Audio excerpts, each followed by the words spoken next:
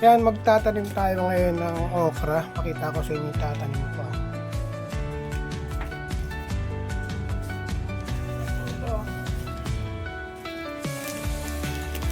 Yan. Ay, pinatubo tayong buto. Ano na siya ngayon? Ita-transplant ko na siya para magtuloy-tuloy na yung kanyang paglaki. Yan. Ang ginamit nating lupa ay loam soil. Ang loam soil ay composition ng permicas, rice hull, coco peat, carbonized rice hull, garden soil. Yan, pinagsama-sama na sila. Ito ay binili na lang natin pag ready to plant na lang yan sa itong ating soil. So hindi na tayo kung nag-mix na sila na. So nabili natin yan sa CP Garcia may UFI. So nabili ko lang ng 40 pesos, kaya kung bibili kayo, punta na lang kayo doon. Ito siya. Ayan. Ayan. So panoodin nyo ako tatanim na natin yung ating okra.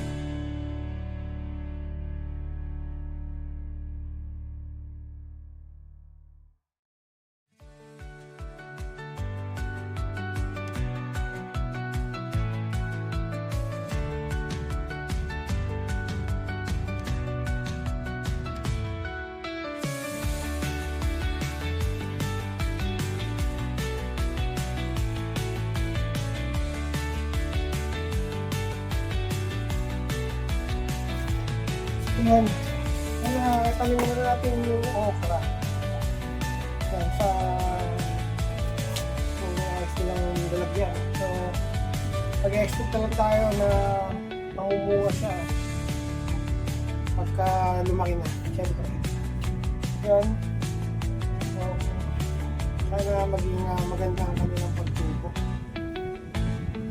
Ayusin ko naman itong ating lagay ko sila sa plastic nila. Yan, maraming salamat. Tapos na yung pagkatong ng okra, adenin naman.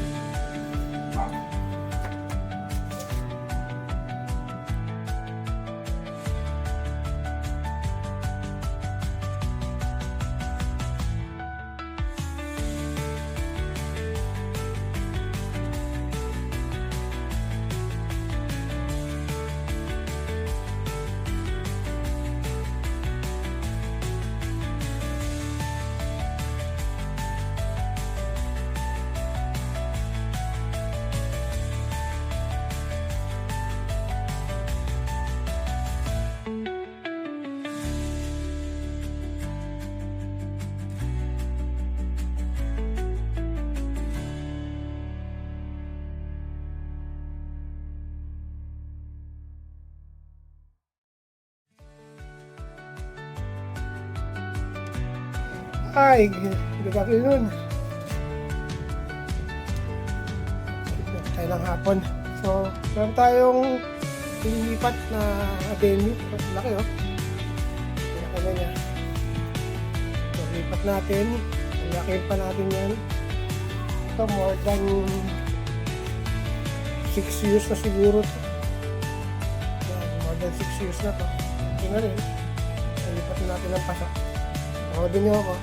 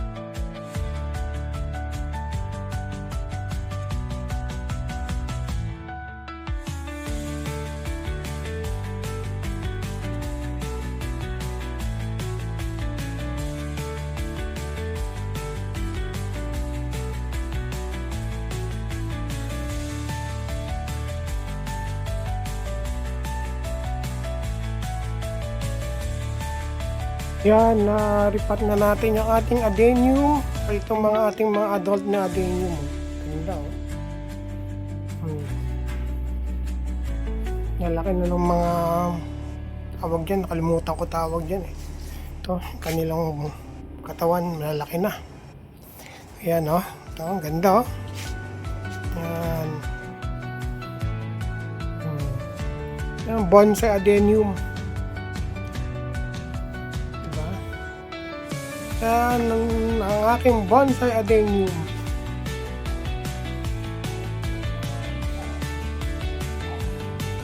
Natapos na rin ang ating pagtatanim ng ating bonsai adenium. Yan. Natawag nila ng desert rose na tanim na natin. Yan, ang ganda nila, oh. Diba? Ang ganda. So, yan. Natin pinagkakaabalahan ngayon ang pagtatanim. Dahil green thumb tayo. Thank you and God bless. Nakita ko sa aking taas. Nakita ko na kung sino kumakain ng aking tanim na sili. Isang maliit na ibon. Mahaba ang tuka eh. Talagang pang mga bulaklak at sili.